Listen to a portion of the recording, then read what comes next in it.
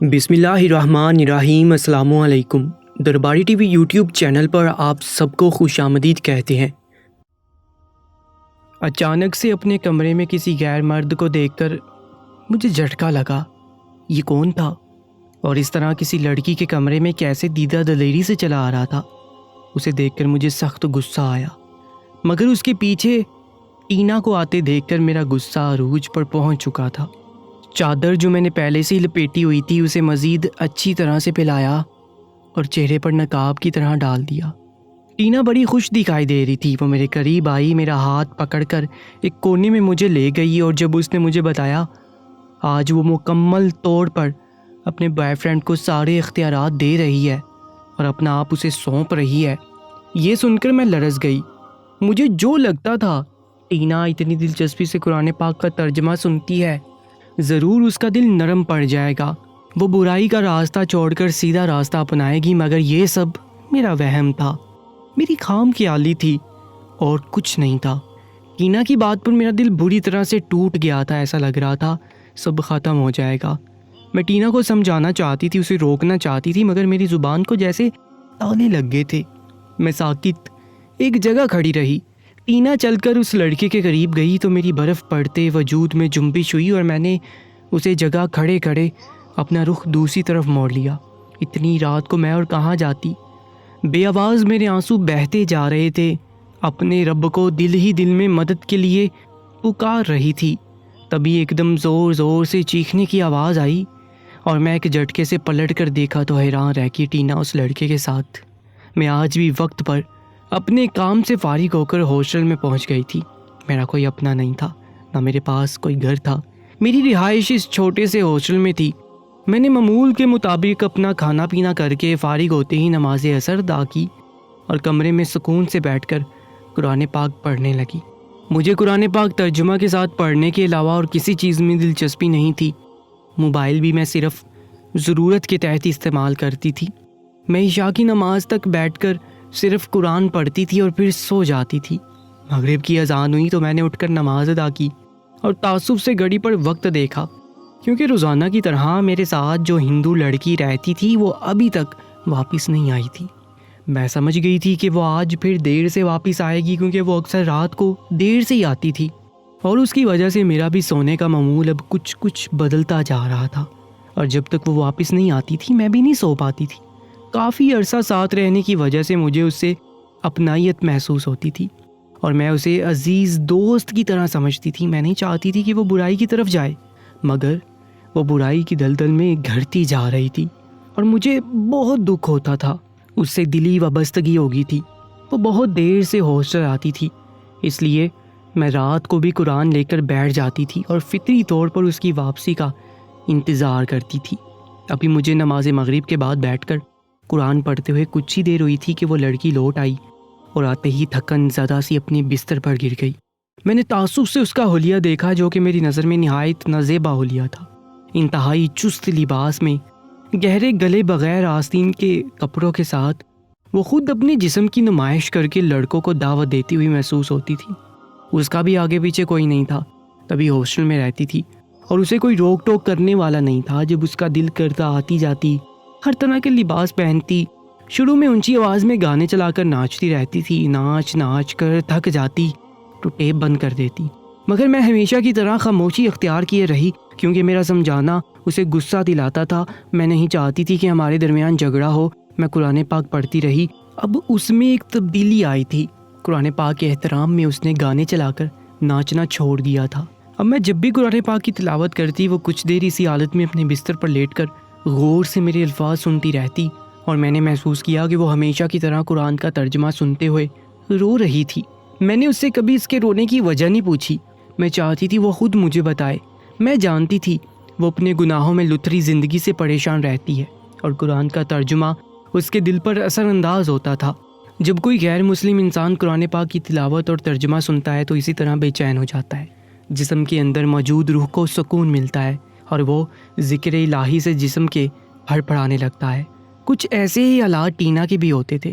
اسے خود بھی اپنی کیفیت سمجھ نہیں آتی تھی، وہ اکثر الجھی سی رہتی تھی، اور ایسا تب سے ہونے لگا تھا جب سے وہ مجھ سے قرآن سننے لگی تھی، ورنہ وہ بدکاری میں ڈوبی ہوئی لڑکی تھی۔ جو روزانہ گناہ کرتی تھی اور اپنی زندگی میں مگن رہتی تھی، مگر اب اس کا اطمینان ختم ہوتا جا رہا تھا۔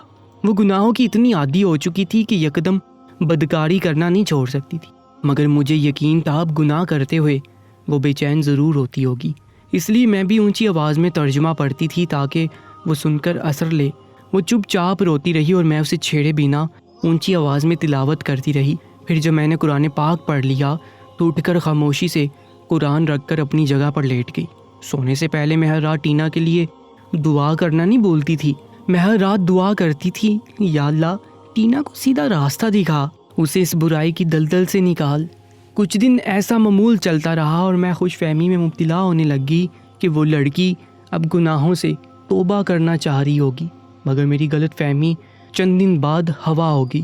ایک روز جب میں شام کے وقت چائے بنا رہی تھی تو اچانک ہی میری روم میٹ لڑکی اپنے ساتھ ایک انجان لڑکے کو لے آئی۔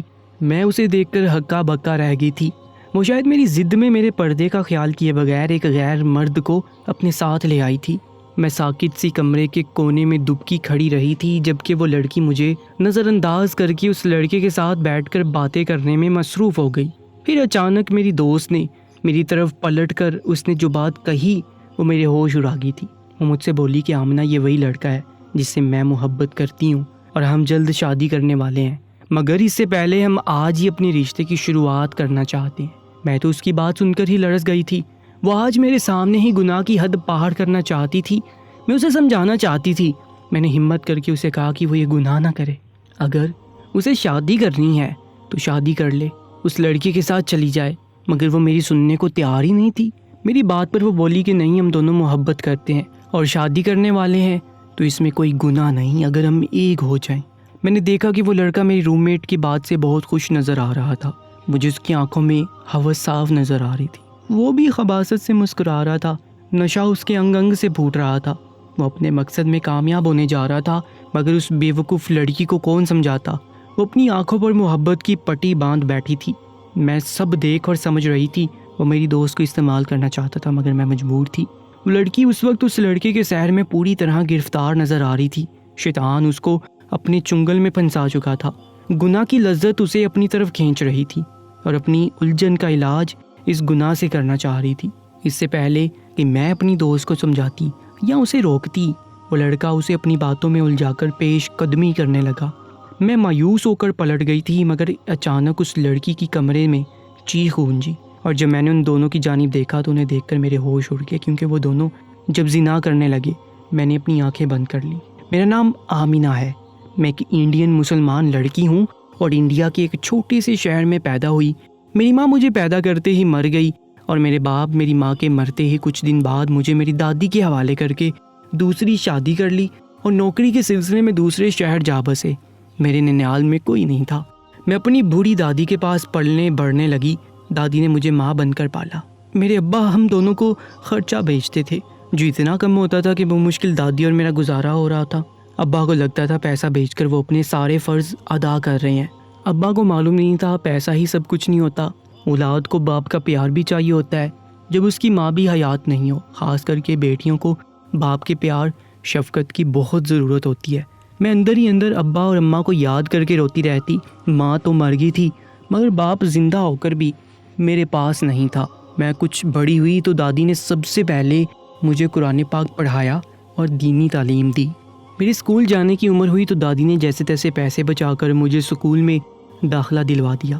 میں پڑھائی میں بہت اچھی تھی، ہر کلاس میں بہترین نمبر لے رہی تھی، جس کی وجہ سے دادی کو مجھے اعلیٰ تعلیم دلوانے کا شوق پیدا ہونے لگا۔ مگر قسمت کو کچھ اور ہی منظور تھا۔ ابھی میں 5ویں جماعت تک پہنچی تھی کہ میرے ابا نے ہر وقت خرچ بڑھ جانے کا رونا ڈال کر دادی کو مجبور کیا کہ وہ میرا سکول چھڑوا دیں۔ دادی ان دنوں بہت اداس اور بے بس ہی رہنے لگی تھی۔ جب میں نے دادی کو اتنا پریشان دیکھا تو خود ہی سکول جانا چھوڑ دیا۔ میرے سکول چھوڑنے کے چند ماہ بعد ہی ہمیں اطلاع ملی کہ میرے ابا اپنی دوسری بیوی اور بچوں سمیت بیرون ملک چلے گئے ہیں۔ تب ہمیں سمجھ آئی کہ ابا کیوں ہمیں کم خرچ دے کر تنخواہ دیتے تھے۔ دادی ابا کی اس حرکت سے بہت دل برداشتہ ہو گئی اور ہر وقت بیمار رہنے لگی۔ دادی نے ابا کو بھی فون پر برا بھلا کہا اور ان سے تعلق ختم کر لیا، مگر لگتا تھا جیسے ابا کو فرق نہیں پڑا، کیونکہ دادی کے منع کرنے کے بعد ابا نے بھی کبھی کال کر کے مجھ سے یا دادی سے بات کرنے کی کوشش نہیں کی تھی، اور جو تھوڑے بہت پیسے بھیجتے تھے وہ بھی بھیجنا بند کر دیے۔ ابا کی بے حسی مجھے ہر وقت رلاتی رہتی تھی۔ مجھے بوڑھی دادی کا بہت بہت دکھ ہوتا تھا۔ میں اپنے آنسو چھپا کر دادی کی دل جوئی کرتی رہتی تھی۔ میں نے کم عمری سے ہی گھر سنبھال لیا اور محلے کے بچوں کو ٹیوشن اور قرآن پڑھا کر دادی اور اپنا کھانا پینا پورا کرنے لگی۔ ہمارے محلے والے بہت اچھے لوگ تھے، وہ ہمارے حالات سے واقف تھے، تبھی میری فیس کے علاوہ بھی کھانے پینے کی چیزیں دے کر دادی اور میرا خیال رکھنے کی کوشش کرتے تھے۔ سارے محلے والے دادی کی بہت عزت کرتے تھے اور فارغ وقت میں دادی کے ساتھ وقت گزارتے تھے۔ اس سے دادی کا بھی دل بہل جاتا تھا۔ دادی کو خوش دیکھ کر میں بھی خوش رہنے لگی تھی، مگر مجھے معلوم نہیں تھا میری خوشی زیادہ عرصہ قائم نہیں رہ سکے گی۔ یہ مشکلیں تو کچھ نہیں تھیں، اصل مشکلیں تو اب شروع ہونے والی تھیں۔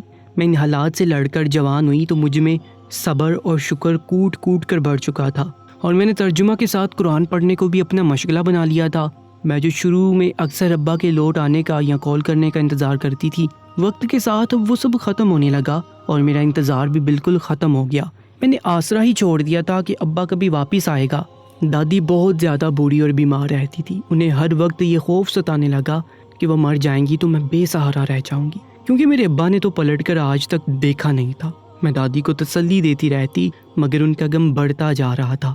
وہ محلے کے لوگوں سے ہر وقت میرے رشتے کی بات کرنے لگی۔ دادی اپنی زندگی میں ہی مجھے بیاہ کر اپنے گھر کا کرنا چاہتی تھی۔ ایک عورت نے دادی کو مناسب رشتہ بتا دیا۔ وہ لڑکا اکیلا رہتا تھا اور اس عورت کا رشتہ دار تھا، پڑھ لکھ کر نوکری کر رہا تھا، اس کا آگے پیچھے کوئی نہیں تھا۔ ماں باپ اس کے بچپن میں مر چکے تھے۔ میں نے سنا تو حامی بھر لی، کیونکہ اکیلے لڑکے کو میں اپنے ساتھ دادی کے پاس رہنے پر آمادہ کر سکتی تھی۔ دادی بھی اس رشتے پر خوش ہو گئی تھی۔ جو محلے کی عورت سے ہم نے یہ بات کی تو اس نے لڑکے سے بات کرنے کا کہا۔ کچھ دن بعد ہی اس عورت نے ہمیں مثبت جواب دے دیا۔ وہ لڑکا ہمارے ساتھ رہنے کو تیار ہو گیا تھا۔ اس کے حامی بھرتے ہی دادی نے کچھ دنوں میں ہی سادگی سے میرا نکاح اس لڑکے کے ساتھ کر دیا۔ اس لڑکے کا نام نادر تھا۔ وہ دکھنے میں کافی سلجھی ہوئی طبیعت کا مالک تھا۔ نادر اور میری شادی کے بعد دادی مطمئن ہو گئی تھی۔ انہیں اب کوئی خوف نہیں رہا تھا، کیونکہ نادر نے گھر کا خرچ بھی اپنے سر لے لیا تھا اور میری بھی عزت کرتا تھا۔ میں بھی خوش رہنے لگی تھی، مگر میری خوشی تب غارت ہوئی جب ہماری شادی کے وہ مشکل 2 ہفتے بعد دادی کی وفات ہو گئی۔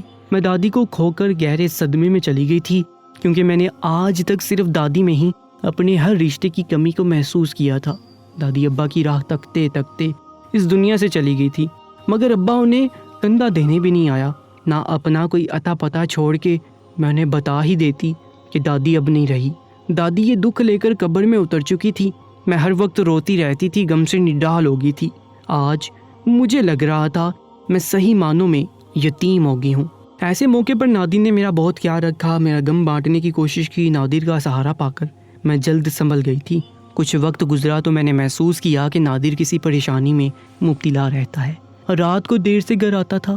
میں فکر مند ہوگی اور اس کی پریشانی کی وجہ جاننے کی کوشش کی، مگر وہ میرا سوال ٹال جاتا تھا یا پھر بات ہی گول کر جاتا تھا۔ مجھے اس کی بہت فکر ہوتی تھی۔ ساری دنیا میں ایک وہی تو میرا تھا، مجھ سے اس کی پریشانی نہیں دیکھی جاتی تھی۔ ایک روز میری ضد پر نادر نے مجھے اپنی پریشانی بتائی۔ نادر نے جو بات کی وہ مجھے بری طرح گھبراہٹ میں مبتلا کر گئی تھی۔ نادر نے مجھ سے کہا کہ وہ یہاں سے دوسرے شہر جا کر رہنا چاہتا ہے۔ میں گھبرا گئی تھی، کیونکہ میں کبھی گھر سے باہر نہیں گئی تھی، تو جا کے دوسرے شہر جاتی۔ میری گھبراہٹ پر نادر نے مجھے سمجھانے کی کوشش کی اور بولا کہ ہم اچھی جگہ پر رہیں گے تو ہمارے بچوں کا مستقبل اچھا ہوگا۔ اس نے بہت دلیلیں دی، مگر میرا دل ایک دم بوجھل ہو گیا تھا۔ میں جانتی تھی ہمارا محلہ بہت چھوٹا سا تھا، مگر یہاں سب مل جل کر رہتے تھے، لیکن نادر یہاں غیر مطمئن تھا۔ کچھ دن تو میں سوچ و بچار میں لگی رہی۔ میں کسی طرح نادر کو منانا چاہتی تھی کہ وہ یہ محلہ چھوڑنے کی ضد ختم کرتے، مگر نادر دن بہ دن چپ ہوتا جا رہا تھا اور یہ بات مجھے پریشان کر رہی تھی۔ نہ میں اپنی ضد چھوڑ رہی تھی، نہ نادر اپنی بات سے پیچھے ہٹ رہا تھا۔ آخر تھک کر میں نے ہی اپنی ضد چھوڑ دی اور نادر کو کہہ دیا کہ وہ جہاں چاہے لے جائے۔ میری بات پر وہ بہت خوش ہو گیا۔ میں نے اسے کہا کہ اپنا گھر چھوڑ کر ہم کہاں رہیں گے۔ میری بات پر نادر کچھ دیر تو خاموش رہا اور پھر اس نے اچانک میرے سر پر دھماکہ کیا تھا۔ وہ بولا کہ ہم اپنا یہ گھر بیچ کر دوسرے شہر میں اچھی جگہ پر گھر خرید لیں گے۔ میں یہ بات سن کر گمسم سی ہو گئی تھی، کیونکہ میں اس جگہ میں پیدا ہوئی تھی اور فطری طور پر مجھے اس جگہ سے دلی لگاؤ تھا۔ یہاں پر دادی کے ساتھ گزرا وقت، وہ یادیں مجھے ہر وقت دادی کی یاد دلاتی تھیں، مگر میرے اندر نادر کی بات ماننے کے علاوہ کوئی چارہ نہیں تھا۔ میں نے شوہر کی خوشی دیکھتے ہوئے اپنا دل مار کر اجازت دے دی، مگر میں اندر سے چپ سی ہو گئی تھی۔ نادر نے چند ہی دنوں میں گھر کے گاہک ڈھونڈ لیے اور جلد مناسب قیمت پر گھر بیچ دیا۔ ہم گھر بیچ کر اپنا سامان لے کر دوسرے شہر چلے گئے۔ میں اس سارے عرصے میں اپنا گھر گنوا دینے پر چھپ کر روتی رہی تھی، مگر اپنے شوہر کو کچھ نہیں کہا۔ دوسرے شہر میں ایک اپنی جگہ پر نادر نے گھر لیا اور ہم وہاں رہنے لگے۔ وہ علاقہ صاف اور اچھا تھا، مگر میں کسی کو نہیں جانتی تھی۔ پرانے محلے میں لوگوں کا آنا جانا لگا رہتا تھا تو تنہائی کا احساس نہیں ہوتا تھا۔ یہاں پر کوئی کسی کے گھر نہیں آتا تھا۔ یہاں آ کر بھی نادر کی پریشانی ہنوز برقرار تھی۔ پوچھنے پر وہ کچھ بتاتا نہیں تھا۔ مجھے کسی انہونی کا گمان لگتا تھا، ایسا لگ رہا تھا کچھ برا ہونے والا ہے۔ اتنی مشکلوں کے بعد میں اپنے گھر میں سیٹ تو پائی تھی، تو ایک نئی مصیبت میری منتظر تھی۔ ایک ماہ بعد نادر مجھے کسی کام کا کہہ کر گھر سے چلا گیا اور پھر واپس نہیں لوٹا۔ میں انتظار کرتی رہ گئی، مگر نادر گھر واپس نہیں آیا، نہ اس کا کوئی اتا پتہ ملا۔ میں کسی کو نہیں جانتی تھی کہ کسی سے نادر کا پتہ چلتا۔ میرے انتظار میں ہی ایک ماہ گزر گیا۔ گھر میں راشن پانی بھی ختم ہو رہا تھا۔ میں اللہ کے سہارے اس انجان شہر اور انجان لوگوں میں پڑی تھی اور یہ تک نہیں جانتی تھی کہ میرا شوہر زندہ بھی تھا یا نہیں۔ ہر وقت میں نادر کی سلامتی کی دعا مانگتی تھی، مگر مجھے لگتا تھا نادر نے مجھے دھوکہ دیا ہے۔ میں نے وہی محلے کے لوگوں میں مسلمان گھرانے ڈھونڈے اور ان کے بچوں کو قرآن پڑھانے کی درخواست کی۔ اللہ نے میری مدد کی اور مجھے نہ صرف ان کے بچوں کو قرآن پڑھانے کا کام مل گیا، بلکہ وہیں علاقے میں چند ایک کھاتے پیتے گھروں میں صفائی کا کام بھی مل گیا، جس کی وجہ سے میرا گزارا ہونے لگا۔ جب مجھے 2 ماہ گزر گئے تو ایک روز جب میں گھر کا کام کر رہی تھی، اچانک دروازے پر دستک ہوئی۔ میں نے اٹھ کر دروازہ کھولا تو سامنے کوئی انجان مرد موجود تھا، اور جو بات انہوں نے مجھ سے کہی وہ میرے اعصاب کو جھٹکا لگا گئی تھی۔ وہ مرد مجھے گھر خالی کرنے کا بول رہے تھے۔ ان کا کہنا تھا کہ میرے شوہر نے وہ گھر 3 ماہ کا کرایہ دے کر کرائے پر لیا تھا اور اب وقت پورا ہو چکا ہے۔ وہ اپنے گھر میں کسی اور کو بٹھانا چاہتے تھے۔ یہ سن کر میری آنکھوں کے آگے زمین و آسمان گل گئے تھے۔ نادر نے مجھے اتنا بڑا دھوکہ دیا تھا۔ وہ میرا گھر بیچ کر مجھے اکیلا چھوڑ کر جانے کہاں جا چکا تھا۔ اپنا سامان سمیٹتے ہوئے میں پھوٹ کر رونے لگی تھی۔ میرا آخری ٹھکانہ بھی مجھ سے چھینا جا چکا تھا اور واپسی کا بھی اب کوئی فائدہ نہیں تھا۔ میں اس گھر سے نکل کر ایک نہایت سستے سے ویمن ہاسٹل میں رہنے لگی۔ اس ہاسٹل کی شہرت اچھی نہ تھی اور میں نے سنا تھا کہ وہاں کا ماحول آزاد تھا، مگر میں اب وہیں رہنے پر مجبور تھی کیونکہ میرے پاس اور کوئی ٹھکانہ نہیں تھا۔ ہاسٹل میری اس رہائش سے قدرے قریب تھا اور وہیں رہ کر ہی میں اپنا ذریعہ معاش جاری رکھ سکتی تھی۔ اس ہاسٹل کے کمرے میں بہت چھوٹے سے کمرے تھے اور ایک کمرے میں 2 لوگوں کی رہائش تھی۔ میرے ساتھ کمرے میں ایک ہندو لڑکی رہتی تھی۔ اس لڑکی نے بتایا کہ وہ اپنی سوتیلی ماں کے ظلم و ستم سے تنگ آ کر گھر سے بھاگ کر اس ہاسٹل میں رہ رہی ہے۔ چند دنوں میں مجھے احساس ہو گیا کہ وہ لڑکی بد کردار تھی اور انجان مردوں سے دوستیاں بڑھا کر مہنگے تحائف لیتی تھی۔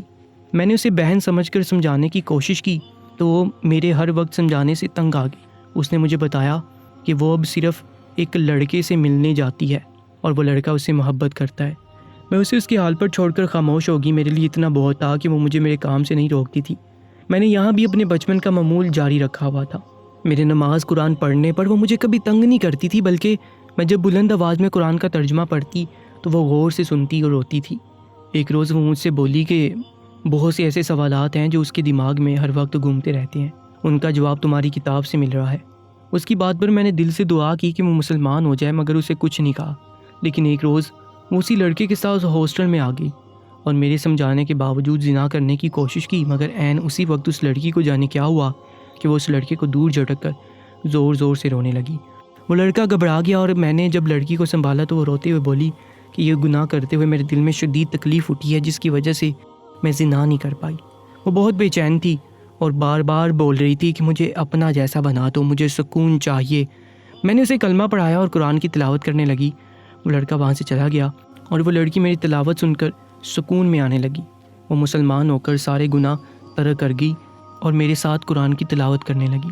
ایک روز میں اپنے کام سے فارغ ہو کر ہاسٹل کی طرف جا رہی تھی جب میں نے اپنی پرانی رہائش کے پاس اپنے شوہر نادر کو دیکھا۔ وہ ایک سے میرے بارے میں پوچھ رہا تھا۔ میں ساکت رہ گئی اور اس کے پاس گئی تو وہ رونے لگا اور بولا کہ میں پچھلے 1 ہفتے سے تمہیں ڈھونڈ رہا ہوں، مگر کسی کو تمہارا پتہ نہیں تھا۔ میری ناراضگی پر نادر نے بتایا کہ وہ برے لوگوں میں پھنس گیا تھا، جس کی وجہ سے اس نے میرا گھر بیچ کر مجھے یہاں لا کر محفوظ کیا، مگر ایک روز جب وہ گھر سے نکلا تو وہی برے لوگ اسے پکڑ کر لے گئے۔ اسے اب تک ان لوگوں نے قید کر کے زبردستی غلط کام کروائے، مگر کچھ وقت پہلے وہ پولیس کے ہاتھوں پکڑے گئے اور پولیس نے ان قیدیوں کو بھی آزاد کیا۔ میرا شوہر واپس لوٹ آیا۔ میرے صبر کا یا کسی نیکی کا یہ اجر تھا کہ میرا اجرا ہوا گھر پھر سے بس گیا تھا۔ میرے شوہر نے محنت مشقت کی اور ہمارا گزر بسر اچھے سے ہونے لگا۔ وقت گزرنے کے ساتھ ساتھ میری ہندو دوست جس کو میں نے مسلمان کیا تھا، اس کا نام فاطمہ تھا، وہ بہت خوش اور مطمئن تھی کہ ایک مسلم لڑکے سے شادی کر کے اس نے بھی اپنا گھر بسا لیا۔ وہ ہر وقت میری مشکور رہتی تھی، بولتی تھی کہ تمہارے ترجمے کے ساتھ قرآن پڑھنا میری زندگی بدل گیا۔ میں اپنے رب کی بہت شکر گزار ہوں جس نے مجھے اس قابل سمجھا تھا اور مجھ سے یہ نیکی کا کام کیا۔ شاید اس کام کی وجہ سے نادر وقتی طور پر غائب ہو گیا تھا اور میرے نصیب میں ہاسٹل آنا لکھا تھا۔ جیسے ہی فاطمہ مسلمان ہوئی تب مجھے نادر دوبارہ ملا۔ بے شک اللہ اپنے بندوں کو نیک کام کے لیے چنتا ہے، مجھے بھی میرے رب نے چنا تھا۔ ایسی ہی سچی کہانیوں کے لیے ہمارے چینل کو سبسکرائب کر لیجیے گا۔ اپنا بہت زیادہ خیال رکھا کریں۔ اللہ نگہبان۔